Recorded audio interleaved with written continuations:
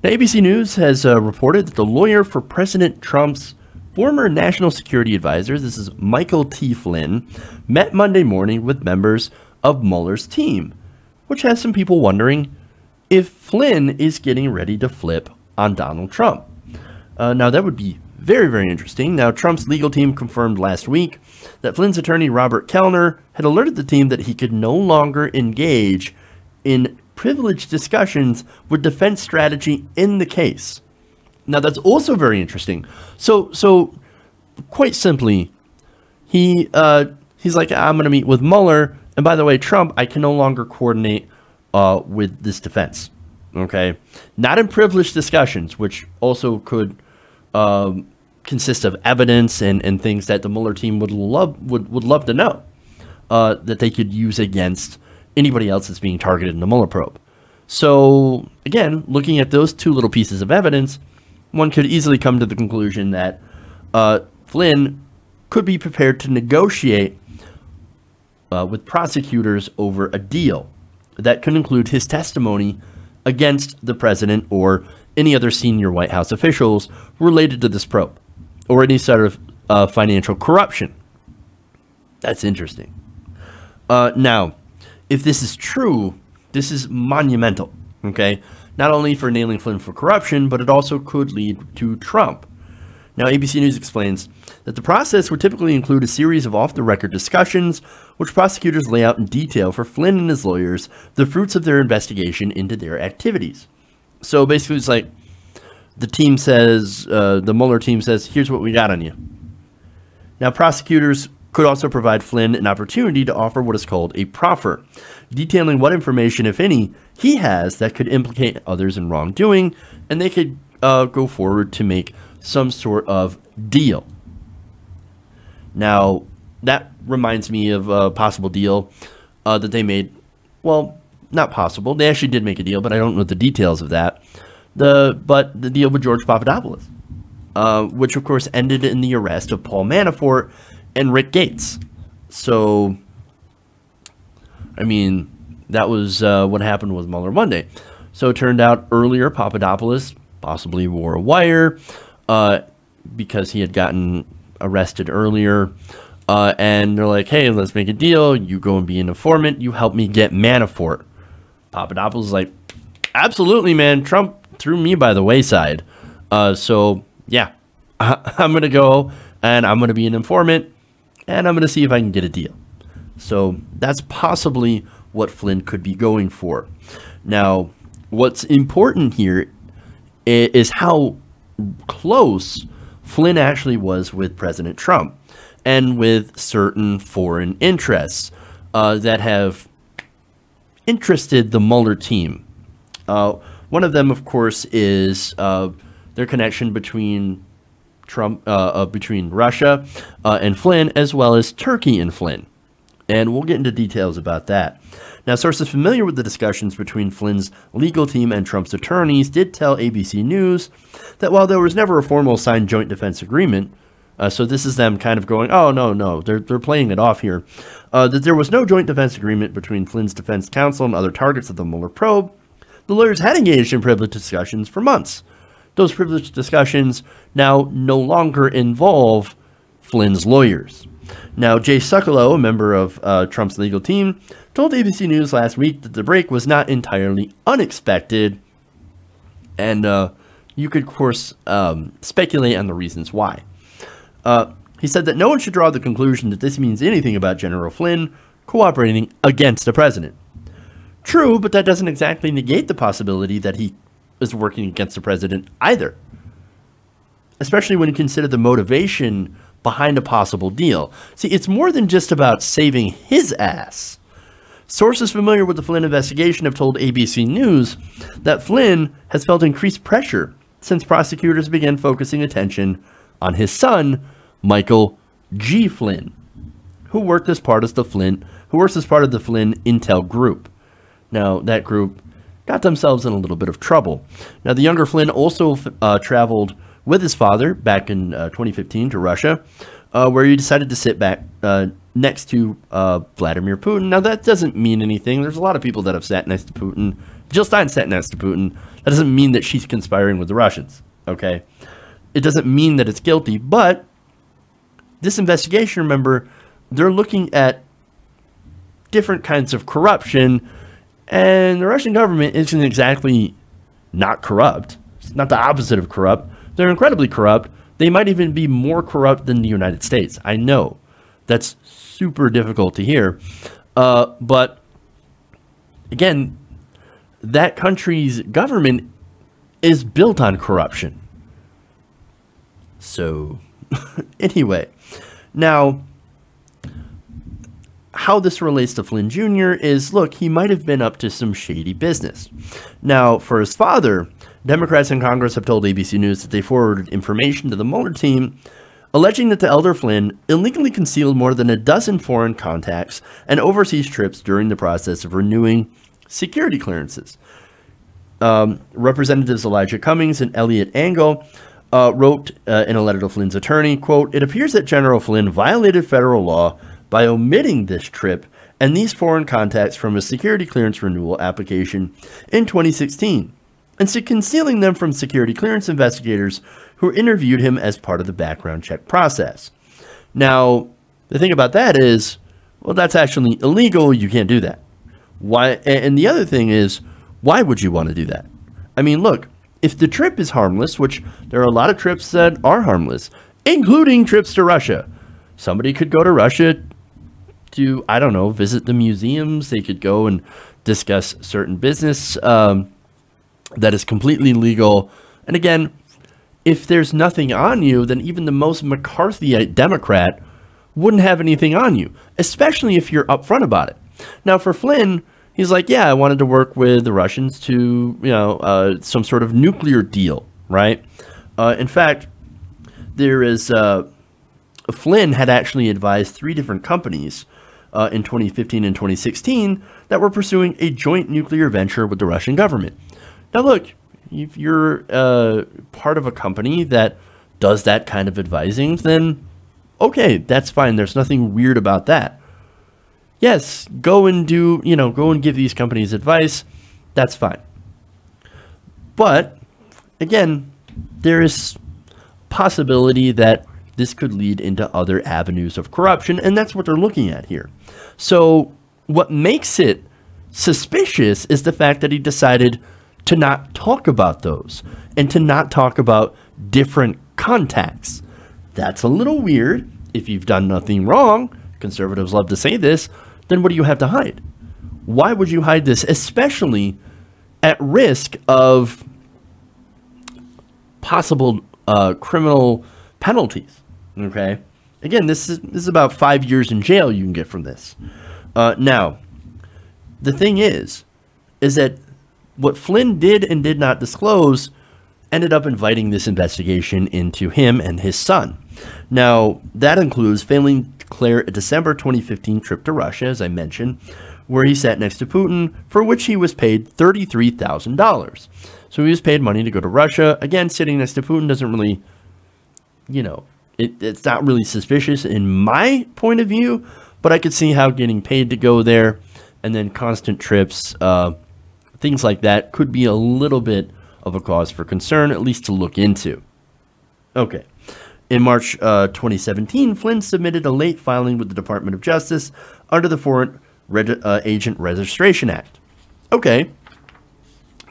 So that reveals that the Flynn Intel group was paid $530,000 for 3 months of work on behalf of a Dutch firm owned by a Turkish businessman with close ties to the Turkish government. So again, okay, that's not too terribly strange, other than the fact that why would you just forget to file with the Department of Justice that you're a foreign agent? Again, if you're working on behalf of a country, for example, Turkey or Russia, whatever, okay, just let us know. That's all we require. It's not like it's super hard to do. Why hide it? Again, weird.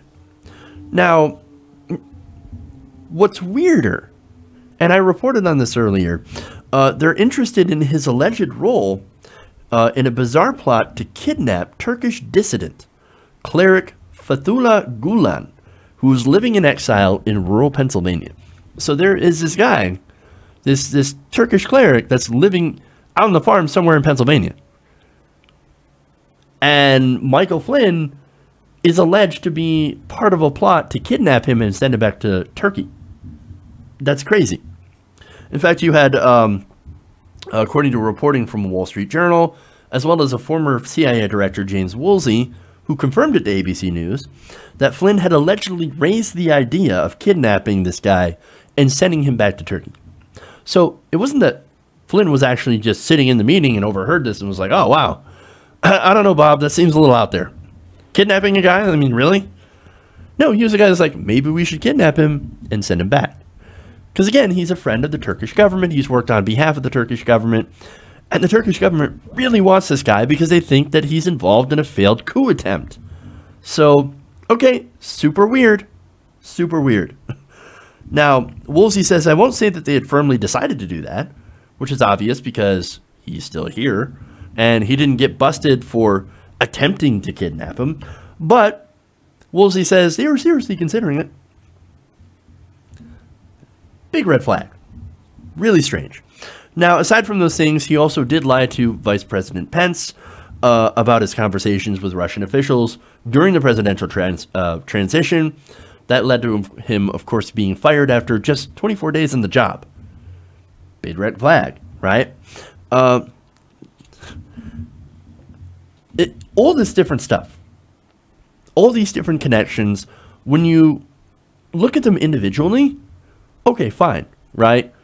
It maybe seems a little off, except for the kidnapping, which is a major red flag, as I said. But you take everything together, Flynn's hiding something. And maybe Mueller's got him.